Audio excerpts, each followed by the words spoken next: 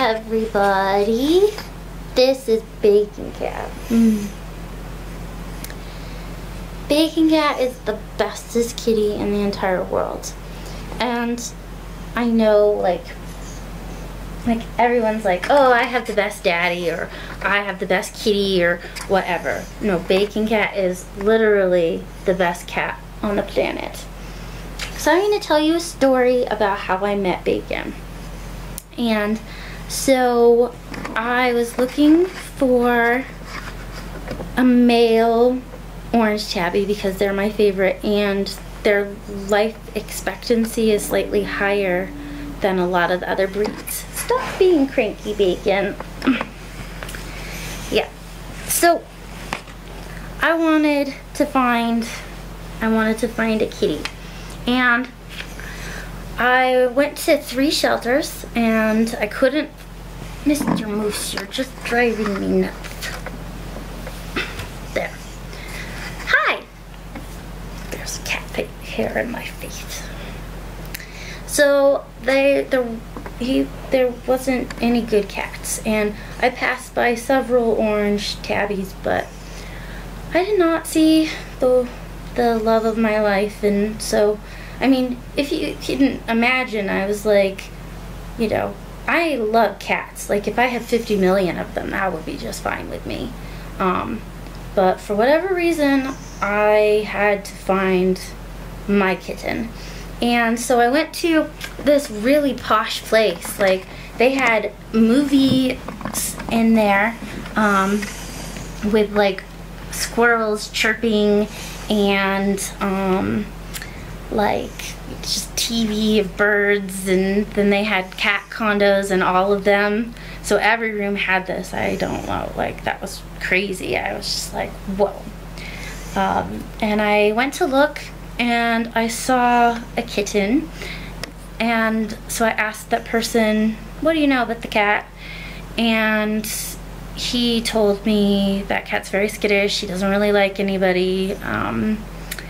And so I wandered around some more. There were a couple of other cats, but I just had to come back to this cat. And I felt super confident because I just looked at him and I knew. And so the guy let me in, and he was like, you need to walk very slowly, and, you know, don't pick him up. You know, he's not good with people. And I looked the guy straight in the eyes and I said, that's my cat. And not only did I march over to Bacon, but I put him on his back and he immediately started purring. And then I looked at the guy again because I'm kind of a brat, and I said, this is my cat. And he was already neutered, so I got to take him home. And then he and I slept together in my crib. And he was like only like this big. He was so cute, oh my goodness. Yeah, he was amazing. And we just, that cat loves me so much. He's pretty much, I can't play hide and seek really, because when he or Squishy is around, then they rat me out. It's very not fair. So you can pretty much always tell where I'm hiding because Bacon has followed me. We have to do something to fix that one of these days. Of course, right now I can't play hide and seek because I'm all crinkly, but yeah. Yes, we're talking about Bacon, and Bacon has the softest fur, and he's always purring. He's the happiest cat ever, and he likes to be tucked in bed. So a lot of times he won't fall asleep until you tuck him in and then you spoon him. It's so completely silly. And if you like aren't aware of it and you turn in your sleep or something, Bacon will walk around and then demand to be like, he demands to be tucked in again and spooned. Like, he's very like, this is how we're doing things. Bacon's a princess. He's always been a princess.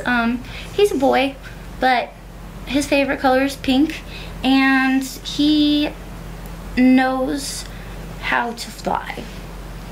but he just doesn't want to right now, so I can't show you. And I speak fluent Bacon. Bacon and I are best friends. And I know that's really weird to say, but my best friend is a cat. And I have lots of great, fantastic friends, but if I only had like one best friend, it would be Bacon Cat. Oh my goodness. When he was littler, he used to let me dress him up in bonnets and little like dresses from like Build-A-Bear because he fit in them. And now, of course, he's like a full-grown adult. But it was really funny because like he was so used to like wearing them because I'd be little and then I'd just feel silly and just want to, you know, put him in something, and I'd only do it for like 15 minutes tops. But when I moved to Colorado, everything was in boxes, and Bacon was upset because where were his dresses? Where were his dresses? And like I never, like, he enjoyed it. He really enjoyed it. It was so funny. Yeah, he's a goofy guy. But then after, you know, a couple of weeks, hadn't found them. He's not into wearing dresses anymore. I don't even put them on him anymore. He's an adult cat. So I don't even know what size he would wear if he were to wear stuff. But Bacon is soft and fluffy, and the end of his tail is white. And he really is the bestest kitty ever, because if you're sad or you're sick, he'll just sleep with you all day long. And he is even, like, he can tell that you're sick, and he won't meow, meow, meow. You know, like, sometimes he'll just curl up next to me instead of, like, waking me up, which I think is really impressive. Like I just had a cold for 3 weeks, and there were a couple of days, like, I felt like I was dying. I was so miserable. I had every single symptom under the book, and Bacon was so nice to me. It was not his normal, "Mommy, pick me up, mommy, mommy, mommy." He's such a mama's boy. But he just was like, "Okay, I'm just gonna watch over you." And he never left my side while I was awake, at any rate. If he disappeared in the night, I don't know. But he just, for 3 days, he just watched me and had to make sure that I was okay. You know, if I started coughing, he was just like, he'd come and you know, give me this part of his cheek, and then, you know, just to let me know that he was here and that he loved me. So I have a very special bond with Bacon. The world will end someday when Bacon dies, because I don't know, I'm not a pet owner, and I don't know if you guys understand that, but all of the people and the animals that are in my life are my family. So it's like, if Bacon needed to have a surgery, I would have come up with some way to help with that. Like, yeah, I'm gonna be really sad when he dies. Let's not think about that right now, but anyways, Bacon's just the best part of my life, really. And I've got lots and lots and lots and lots and lots of great things in my life, but Bacon's definitely top 10. I don't know what I'd do without that cat. And I don't know how we got so bonded either. Like, he definitely, I mean, he doesn't scratch other people, but he's not really the most friendly of cats with anyone else. Just me. You know, sometimes he'll sit next to someone. So, like, if, for example, he wanted me to pet him and I just wasn't paying enough attention, he'll purposefully go sit next to someone else and glare at me like, well, I'm gonna get pet over here. And it's so funny because I know exactly what he's thinking.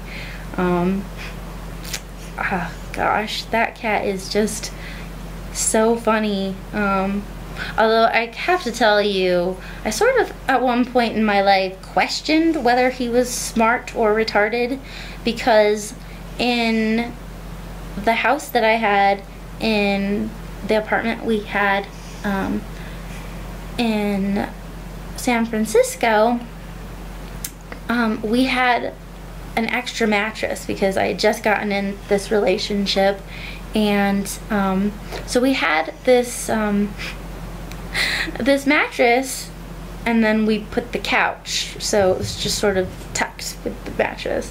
Well, when we were moving to Colorado, Bacon was so used to having that stupid bed, because his favorite spot in the whole world is like up on a bed, like if you have the mattress and just like laying on the top parts. And he, like, so we took that down, and it was in a car, like being ready to be transported, and he flew into the wall. Oh. It was so funny, oh my god. And then it's like he fell down, he licked his back quarters, like, oh yeah, I meant to do that.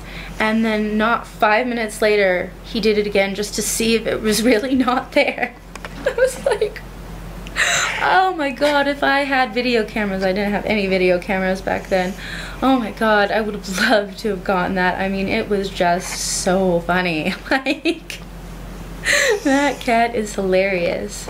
So we recently have a mattress in the house that's not being used, and so we just put it up there so Bacon can have his favorite spots. And I mean, some things never change. He liked it when he was like an itty bitty kitty, and then a teenager, and now the big cat. Yeah. So this is the Bacon show, and I will rate him a 20 out of 10. And my cat's better than yours. Sorry, he is.